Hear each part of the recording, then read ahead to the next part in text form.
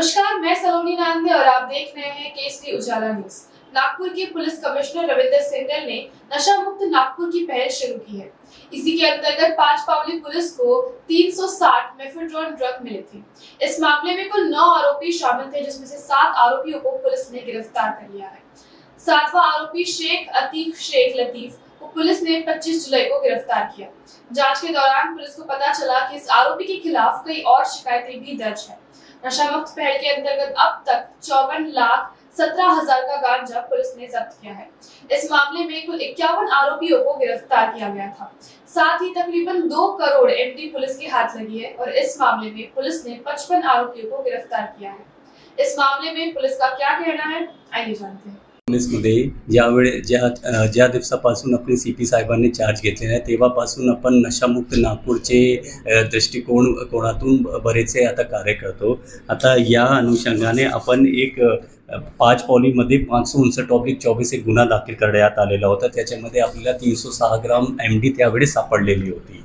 आता त्या केसमध्ये आपण 9 आरोपी निष्पन्न केलेले होते आणि 6 आरोपी आतापर्यंत अटक केलेले होते।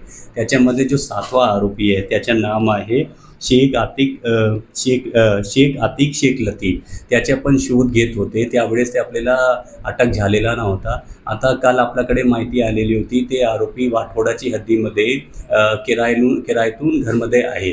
तर आमची टीम तिकडे गेली आणि त्याच्यामध्ये आपल्याला 2 गावठी कट्टे म्हणजे एक गावठी पिस्टल आणि एक गावठी कट्टा तिकडे आपल्याकडून जप्त झाला।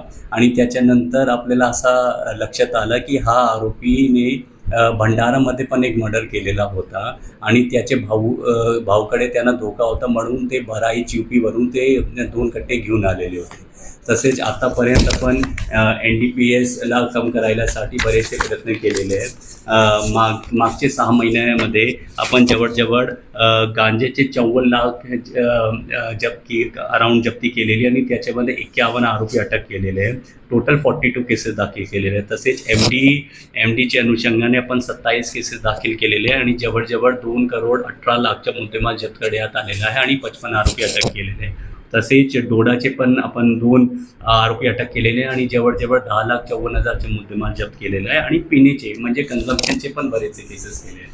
तसेच आता आपले CP साहेबांचे बरेचसे कॉलेज आणि शाळांमध्ये वेळोवेळी प्रोग्राम्स असते आणि त्याच्यामध्ये मुख्य थीम आहे आपली ट्रॅफिक एन्फोर्समेंट आणि नशामुक्त कसे आपण करूया।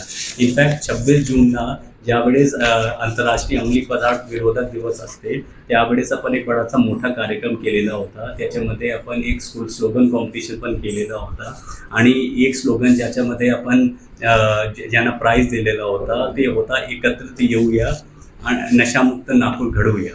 तर त्याच पद्धतीचे आपले कार्यक्रम चालू आहे आणि आपला फक्त तेवढेही सगळ्यांना सूचना आहे किंवा विनंती आहे की drug is a social issue आणि त्याच्या आपल्याला जो काय कन्झम्पशन करतात ते आपला दुश्मन नाही आहे। आपण त्याचे जो सोर्स आहे ड्रगचा त्याचे पण आपण कारवाई करतो। तसेच कसे आपण त्यांना वेगवेगळी संस्थाच्या मार्फतीने त्यांना नशामुक्ती करू शकतो। बरेचशी नागपूरमध्ये संस्था आहे, अल्कोहोलिक अनोनिमस असू द्या, तसेच अजून पण ऑर्गनायझेशन्स आहेत जो नशामुक्तीचे मार्फती काम करतात।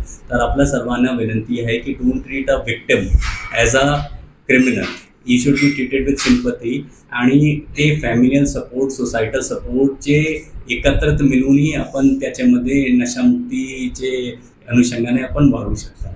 आणि हा जनजागृती आपण स्कूल्स कॉलेजेसमध्ये पण करतात आता। आणि तसेच आपले जो भरोसा सेलमध्ये जो दामिनी पथक आहे आपण जो कॉर्नर मीटिंग्स घेतात त्याच्यामध्ये पण वेळोवेळी आपण ह्या सूचना सर्वांना देतो। आणि माझी फक्त यही शेवटची लाईन आहे की together we can and we will make a difference.